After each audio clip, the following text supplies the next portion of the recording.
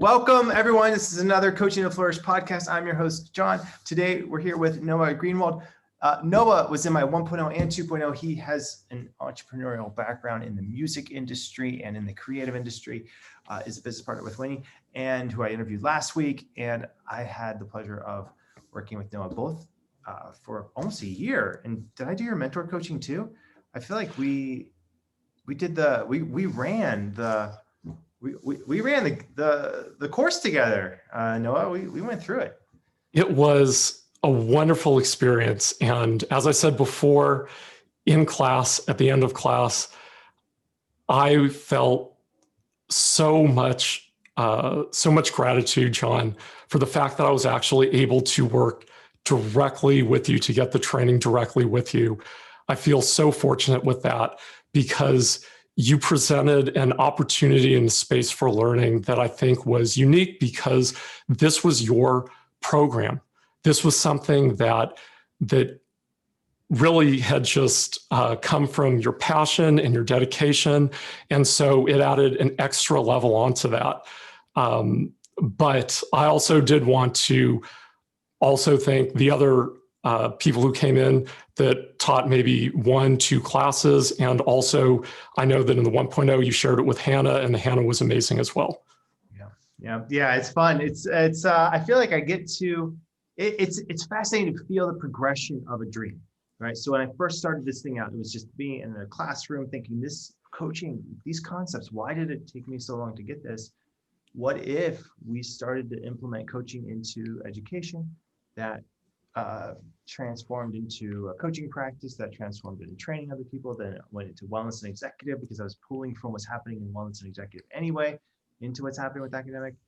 So it feels like this dream is just continuing to unfold in these interviews. Noah, it just brings me back to that time when we were working together, and it's just such a sweet journey. You know, it's not like without the stressors and challenges and all of that, but there's a sweetness, I think, that happens when you're doing your life's work. Absolutely. Let's dive in. So, sure. When you first found out about coaching, how did you first find out about it, and what was your response? I first found out about coaching when I was a lot younger, and I remember seeing an interview on the news with Tony Robbins, going back to what we were saying earlier with Tony Robbins. I remember hearing him talking about how your mindset can determine the course of action that you take. And over time, the accrual of all of those actions can really start to change your life in very powerful ways. And I remember at the time thinking that I really felt that he was onto something, that he encapsulated a concept that to me personally connected with me. And I also remember the incredible pushback that he received from a variety of communities, just an incredible amount of pushback. But I feel that over the years, as I grew older and as I sort of chewed on that idea of what happens when your mindset begins to affect changes and affect change in your everyday life, and how does that build into something that takes you somewhere that you never expected. Once I started to experience that for myself, I really realized the power of coaching. Right. It tends to, yeah, that's well said. I mean, I feel like it does tend to have an initial, I don't know what we call it, like an altered reality bubble. Like sometimes when I feel like I'm coaching, I really want to invite people into a space where you can play with ideas, play with those what ifs and see what happens, and then take a little, take an insight, a nugget from that, and then apply it to your life. And if you do that over, 50 times over a period of 2 years, things are going to be different. It's not like, you know what I mean? It's like almost like, of course it works kind of thing. What was some of the biggest insights you got as a coaching client? I know my biggest experience as a client, and really just jumping in there from the first experience, would be back in the 1.0. Mm-hmm. And I feel that you learn about the process of coaching But I think once you are the client, you truly begin to understand what it is that makes coaching special. So on the coaching side, if you're coaching somebody, you can see perhaps that transformation. You can see that shift in attitude, mindset, or action. But once you're on the client side, you experience it completely differently because it is something that is happening to you. You're not an observer, you're a full participant. And it's that full participation, I think, that is really where the magic of coaching happens. When do you know as a coach you're doing really well? Like now that you've been through the training, you have your own client base, like when do you know, like, yeah, this is working?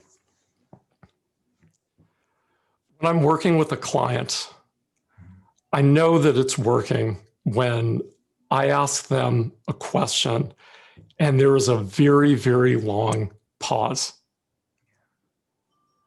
And it goes on and it goes on until it's almost completely just uncomfortable. Mm-hmm. And all of a sudden they say, And then what they say after is usually very, very powerful for them and very transformational for them to say. And those are the moments that I really look for in a coaching session, because I've realized once that happens that it's not that everything changes for them in that moment, but they're starting the process of their own transformation. And that's when I feel it really works. Hannah would be so happy to hear that. That's her signature coaching concept, is the idea of pause and silence. I think she did a webinar on that a month ago.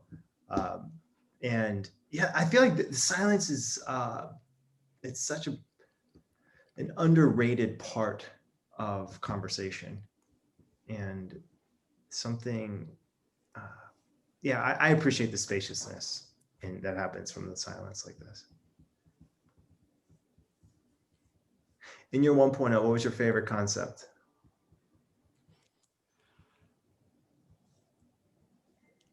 I love the concepts. I think what really, really stuck out to me in the 1.0 was the very first exercise that we did. I don't know if you remember what it was, but you said, we're going to go into the breakout rooms and you can only ask certain types of questions. You said you can ask a how question, a what question, a when question, a where question, but you cannot ask why. You cannot ask why, but you're limited to those questions. And I remember thinking, especially from my consulting background, at first I thought, well, I'm curious to see how challenging this is going to be for me, because as a consultant, you get used to asking a lot of questions. And I remember only being able to ask one type of question. I was completely stumped. I absolutely just fell on my face. I could not get past just a few questions. I couldn't do it. And it showed me something I think was just so powerful right up at the start.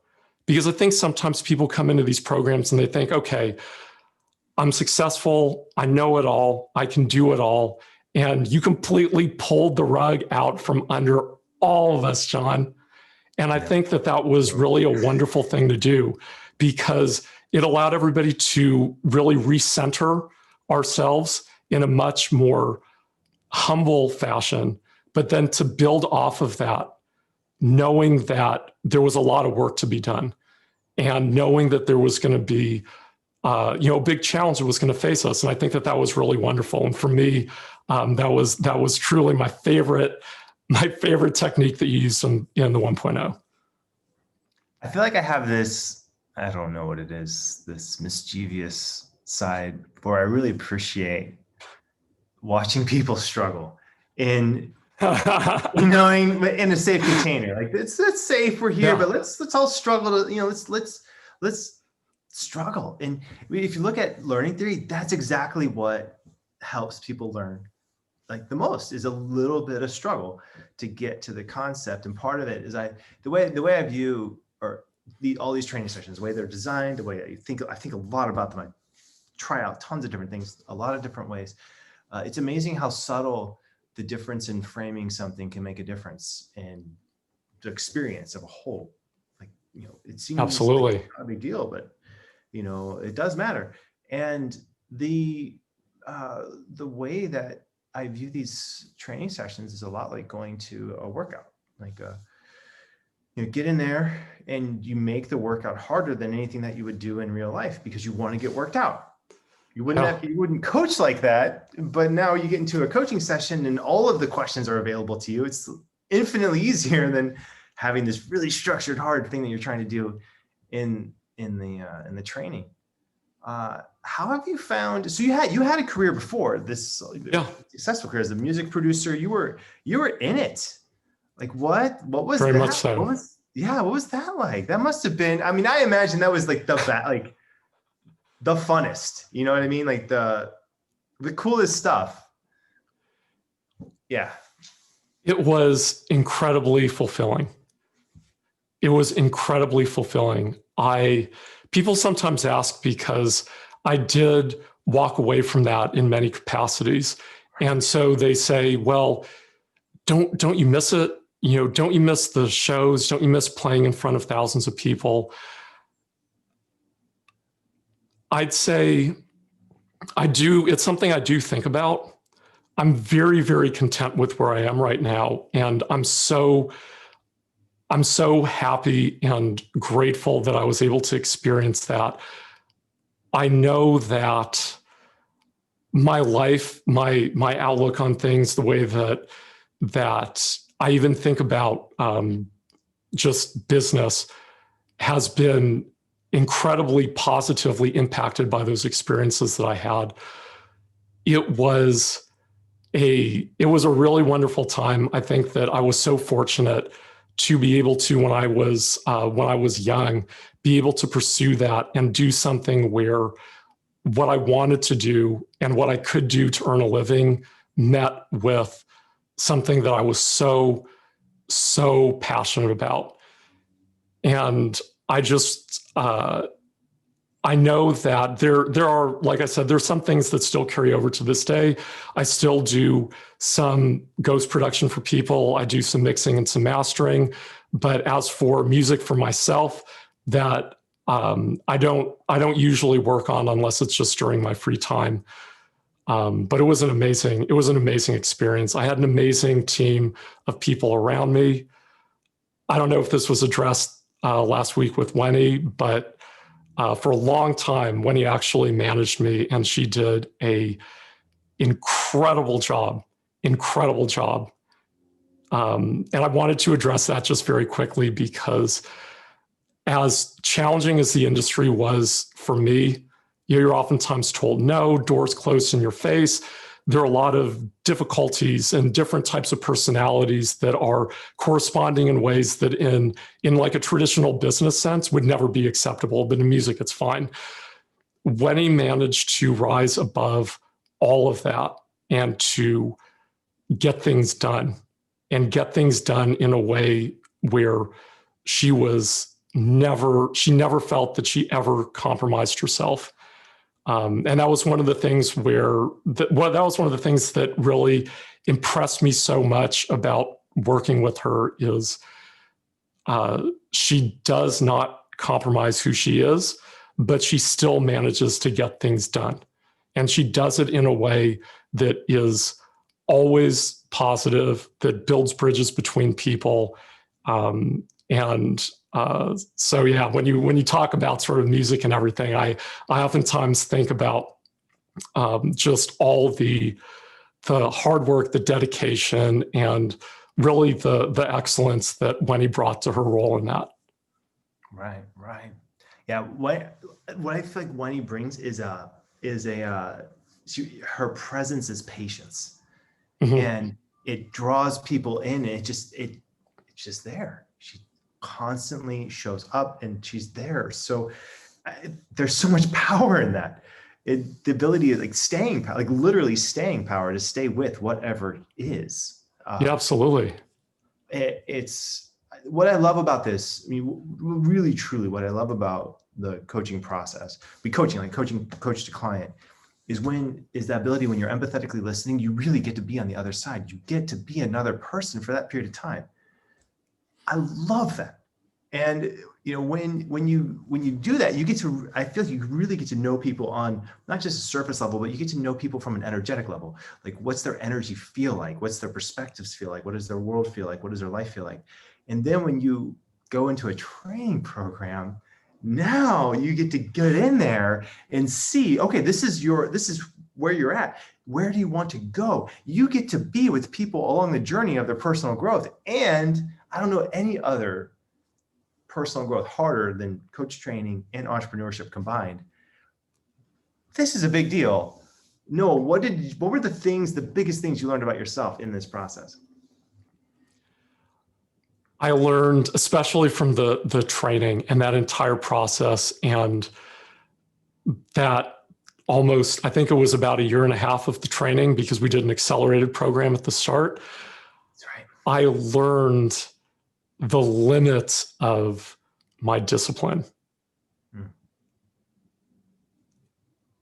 And what did you find? What good, bad? Or were you like, yes, this is good, or we're at with the spar, or this is okay? Like, overall, and this actually just reminded me of something, so I wanted to bring it up. I don't know if you remember, but this wasn't in the 1.0, it was in the 2.0, where you had us keep sort of a habit notebook.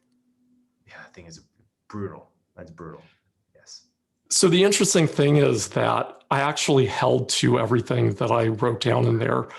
But the truth is, I realized early on that a lot of other people weren't sort of sticking with it. So I didn't want to bring it up, but I actually brought it during that time. But I actually would have it sitting there next to me in the event that you kind of asked us, hey, how's everybody been doing? Like, break it out. Let's actually see what's going on.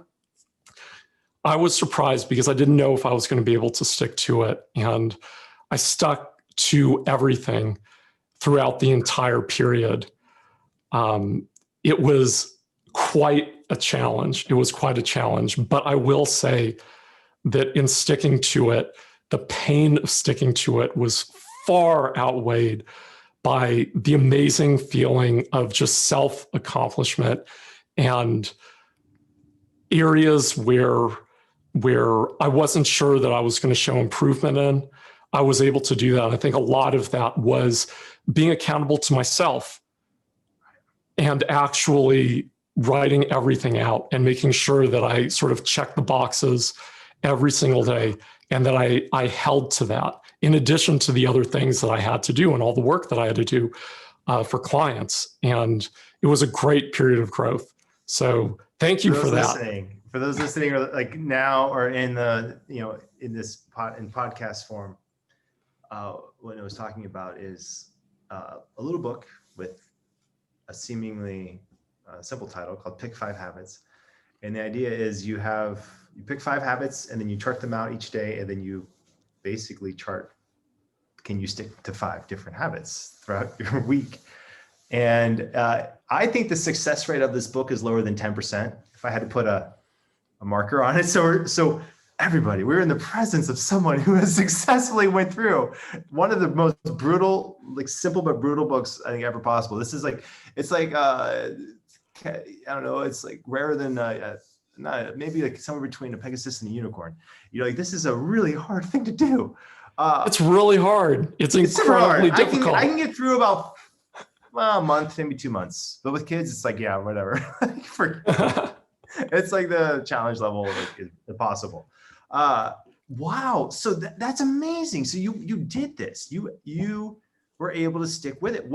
At what point or at any point did you feel like it became easier to stick with it than to drop it?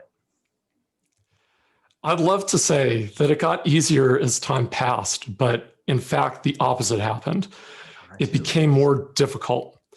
And I found myself in sort of an unusual way. I found myself saying, okay, I've been doing this for so long. really, if one day is missed, what is actually going to happen? What are the downsides? And I'd always then have to bring myself, and it was hard, I'd have to bring myself back into alignment. One of the habits that was included was something that I do at the end of the day. And sometimes the day would end very, very late. I remember during that period, there were so many projects stacked. And oftentimes I'd find my day ending at 2 a.m., 2:30 in the morning, and I still had to do this one last thing. And I just, I didn't want to do it. I was so tired. I just wanted to crawl into bed and go to sleep.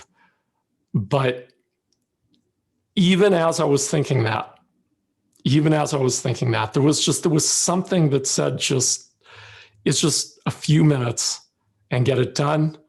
And then you can go to bed. And I felt that in doing that, I'd feel more content going to sleep, knowing that I had kind of completed everything on my list for the day. So it did get more challenging as it went on. I had one of those too, whereas the kind of thing where you're in bed and like, I didn't do it. And then it's easier to hop out of bed to do it than because you just get the mental space that you've done it. It's way better than not doing it. I've gone into this habit, gone down the rabbit hole of, okay, what are we looking at here with habits? Is this something that you really can, does it really, why do habits sometimes become easier to accomplish over time, and why do some habits become harder to accomplish over time? In that book, I feel like it's, that one scene in the Never-Ending Story where the two sphinxes, like they shoot their lasers out of their eyeballs and get a trail. Remember that movie? I'd love to say yes, but I've never seen it. I've never seen it. You haven't seen Never-Ending Story? No. Oh my goodness. No, I have not seen it. It's an oldie but goodie. It looks at your soul. Like it looks at, okay, are you okay? I feel like the Little Tiny Habit book does the same thing. It says, okay, are you committed? Do you commit? I've only spoken maybe a handful of people who were able to complete it over the course of 3 months, 6 months. Like it really is a brutal process. I'm so curious because I have a good friend in Brooklyn too, who he's in the music industry, and he, a college buddy, and he's a producer, mixer, does a lot of his own things. He plays the bass. Sure. And he's in a band, and he got a manager a couple of years ago, and he said it changed his career, and he wouldn't have it any other way. And so I can imagine how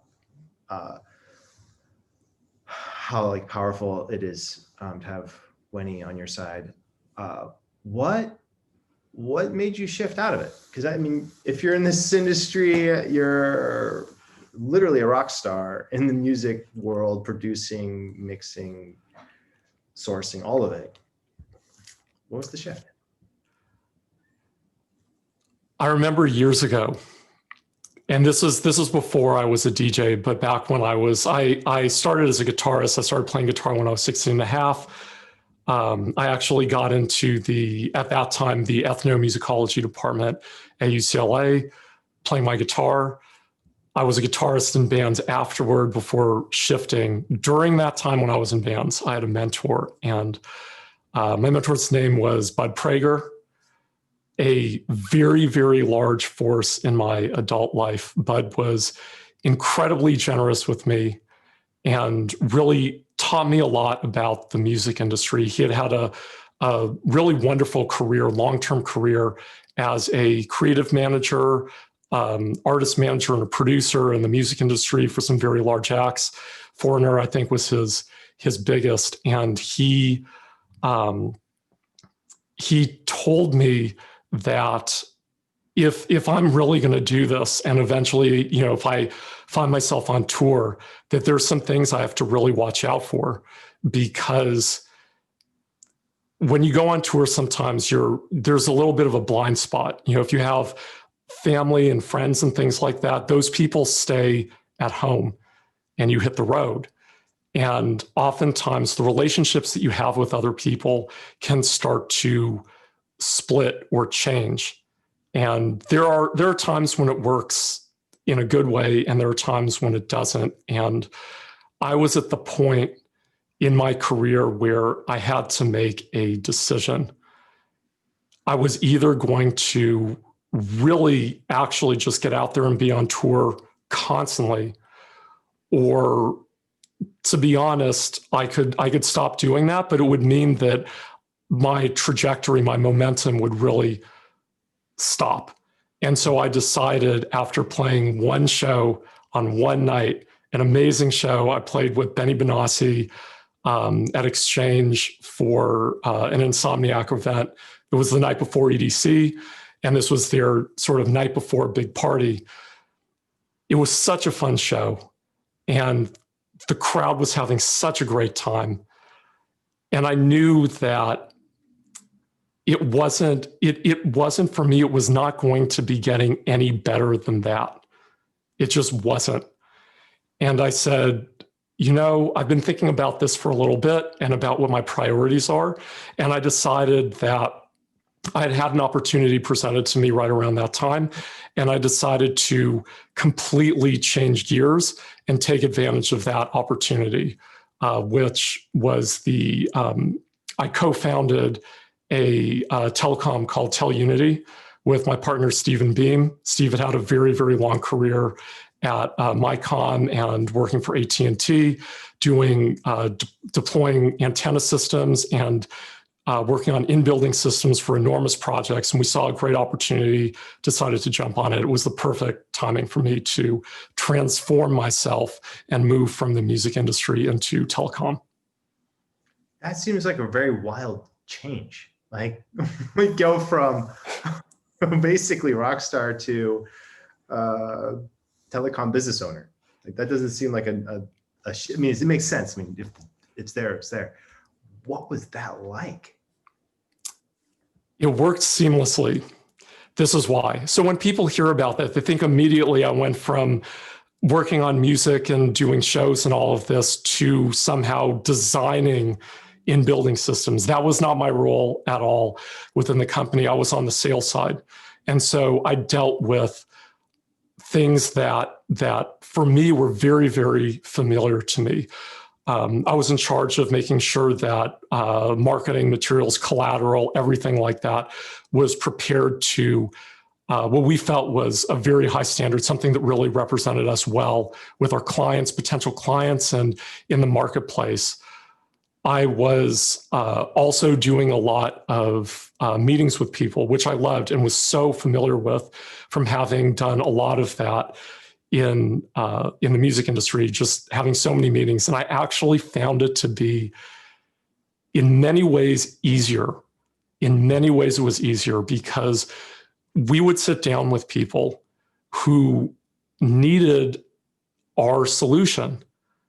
And they understood that there was going to be, that they were going to have to compensate us for the work that we did for them. There's a big difference between that and the music industry. Usually when you sit down, and it almost doesn't matter until you've really reached just the absolute maximum, people are always trying to say, hey, do this for exposure, do it for free. It's going to be great experience to do this work for me, and I'm not going to pay you anything. And so very often that's where, in the music industry, for a lot of people, that's where the negotiating begins. So it was great to be able to sit down with businesses and municipalities, and there was none of that. It was more about how solutions could be implemented in ways that were beneficial for them, and whether we could arrive at terms that we all agreed with. So it was in many ways, that transition was a lot easier than I think people might have felt that it could have been. It makes perfect sense. And I think it really aligns with a lot of thinking that is going in now in education, where there was an interview with, I think, the founder of Zappos, and he was talking about his interview process. And one of the, I read this and it had an impact on me, like thinking about, okay, so who do we bring on our team? Like, what do we look for when we bring people in? And in it, he talked about, he's looking for excellence in something. Like, have you risen in excellence? It could be anything from skateboarding to being an artist, it just doesn't really matter. Like, have you reached a level of mastery in it? Because those skills are immediately transferable to all these other places. I was reading this other thing about how professional athletes are excellent entrepreneurs because yes, they have money at some level but even deeper than that, it's the skill set required to be an athlete, the discipline required matches very much the discipline required to be a successful entrepreneur. It makes total sense what you're talking about. The transition, it doesn't make sense though from the we'll talk topic standpoint, but from the process standpoint, seamless. Totally. So when you found that and you found coaching, I imagine was another transition to right? That was the next step was from consulting, how do we add coaching to the consulting? That was the dream. You executed it. Looking back here, Noah, what was what was the shift from consulting to coaching? Or was it as extreme as I guess that's where I'd go. It was pretty extreme. It was not difficult, but the shift was almost a 180. And I know you and I have had discussions about this. We talked about this in the 1.0. We talked about this in the 2.0, because oftentimes when coaching is pitched to people, their first concept of it is really more of a consultant. Somebody will say, well, you are a subject matter expert. And because you're an expert, I'm going to tell you where I am, and you are going to tell me what you think that I should do, and I will follow your advice. I think that obviously going through the entire process, ICF coaching is not like that. And so the change isn't, like I said, it's not that it's difficult. It's just that it is a very, very big change. Instead of sitting down with a client and the client says, here's what we're working with right now. And you look over everything and you look over, let's say, for instance, whatever data that they might have, anything that's pertinent to the project. And eventually you come back to them and you say, well, here are the solutions. But when you are the coach, you have these conversations with your client and you're working through a process in a way that, as we've talked about before, and as I've said before, but the client is fully participating in the entire process. So they're not only coming in and saying, I have these issues that might need to be resolved, and then wait for you to give a solution. They're sitting there with you as you are in that space. And you as the coach are asking them powerful questions. And they are calculating and computing and transforming and flipping things around in their mind to try to arrive at something that helps them solve that problem. So like I said, 180-degree difference, but I don't think difficult to make that jump. If you're a consultant, I don't think it's difficult to make the jump to coaching. Yeah, I think it's an internal game where I think the work, it's an odd thing because, and I don't know, an ironic twist, you go from music industry to telecom, it's a lot of the same skill set. It's the same paradigm in a lot of ways. But then you go from consulting to coaching and the paradigm is completely different. And I feel like it's more of so it looks the same on the outside, but it's completely different on the inside. Whereas the shift you made before was completely different on the outside, but amazingly similar on the inside. It's wild to feel this journey that we're all on, as we take our own journeys and find coaching. It's how it does to me. It's milestones of personal development. It's milestones of how can you find yourself in coaching. How you find yourself in coaching helps you find yourself in life. How have you found that to be true for you? I feel that my coaching and sort of the way in which I coach and the presence that I bring to the coaching conversation is really an embodiment of my internal space. It's not an act that I put on. I don't get into a session with somebody and all of a sudden I'm not me.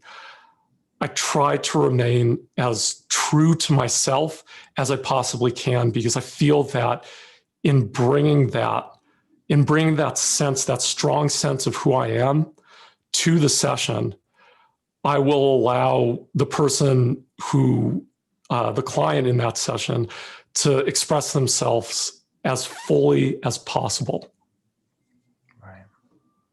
Yeah, there definitely is a feeling of authenticity that people feel. It's like you're 100% authentic. And what I love about your style, Noah, and like in this whole thing, and we went through, is I feel like your style it offers this high degree of safety. And then you might get in there and ask a couple of prickly questions, which are my favorite kind of questions. Remember the 2.0 when I felt like you made the switch and you gave yourself permission to go there. How would you characterize your style now as a coach? Currently, I feel that there's a sense of balance that I bring to the session. And one of the reasons it took me a second to think about that is there's sort of my feeling about what I bring to the session, and what I always do sort of exit interviews with all of my clients, where I ask them, a variety of questions to try to gauge how I can improve as a coach, and also services that can be improved. And people tend to talk about the fact that they find me to be very balanced as a coach, that the sessions are sort of, as you said, they promote a very sort of safe space where people feel that they can learn more about themselves. They don't feel that I'm pushing them too hard in one direction. Even if internally I think, wow, I asked this question or a series of questions, am I pushing the limit of what this person might be able to handle? Oftentimes they walk away and they say, in fact, that it felt like a very safe place to explore myself, my thoughts, to really gather myself. And so I'd say really the sense of balance is what I feel that I really bring in terms of my coaching presence. Yeah, I think that feels spot on. I just remember your sessions feeling balance is probably the word that comes to mind. In a sense of it feels like you really are offering clients like an opportunity to go into these places if they want to go to them, but they don't have to. But at the same time, you're gonna, get in there and make it happen. What are you up to now? What's the big win for you and Wendy in this? What you're up, like? How can Coach Training EDU support you? How can this community support you? What's your website, the things you got going on, things like that? So here's where we're at. With our current trajectory, we really, really want to continue to grow our individual coaching practice. We are going to be offering, actually through Telunity, we've just started this very recently. We're going to be offering a coaching consulting hybrid program for companies, especially companies in the telecom space. We realized from the years, it's been now 5 years since Telunity was founded, and in that time, with the clients we've worked with, we've realized that something's very unique in telecom with some of the smaller companies. A lot of people in management actually get moved around significantly, and even between jobs where they walk into a new team, the team's been there for years, they are brand new. And they might have come from an area where they don't necessarily have the requisite soft skills to make the team as effective as possible. And so we're offering a new service in that realm to help people like that to really connect better with their teams, to get the teams to function better, to increase the productivity, make sure that, for instance, a lot of people like to complain about the quality or lack of quality in meetings, but to address a lot of those issues head on and to try to resolve them, because Wendy and I have found from our own coaching practices that working with clients who have similar responsibilities at work, that these are issues that we have helped them resolve. And so we'd like to take that especially into the telecom space. That's awesome. That's so awesome. No, it's a pleasure. Last question before you wrap it up here. What advice would you have for new coaches who are just starting out their coach training process? Always, always, always be there for your client. I know this is talked about a lot, and I know that most coaches try their very hardest to be there. For me, being there for the client goes beyond just the active listening and the support. But what I try to do with each session, when I'm asking questions and when, as coach, I'm sort of overseeing the general structure of the session, I try very hard not to let my personal inclinations or biases enter into the conversation through the types of questions I'm asking, the pacing, because I feel that as coach, when people are in and feel that they're in a very safe space, you have an incredible, incredible ethical responsibility to ensure that that space really is as safe as possible, that the person doesn't feel that they're being pushed a little bit or nudged lightly in one direction that isn't a direction that they want to go in. And that's the advice I give to somebody who's starting out. It's almost like you have to be very clear to let that consultant hat sit over there and really truly lean 100% into coaching. Definitely. Let them go where they want to go, where they need to go. No, it's so much fun to see you. It's so much fun just to get you and Wendy back to back on these interview series. And yeah, I mean, I feel so happy you're a part of this community, and really, thank you for these interviews. And thank you. We'll do it again at some point, and there'll be more information on the blog. Other people listening live, thank you for showing up, being here.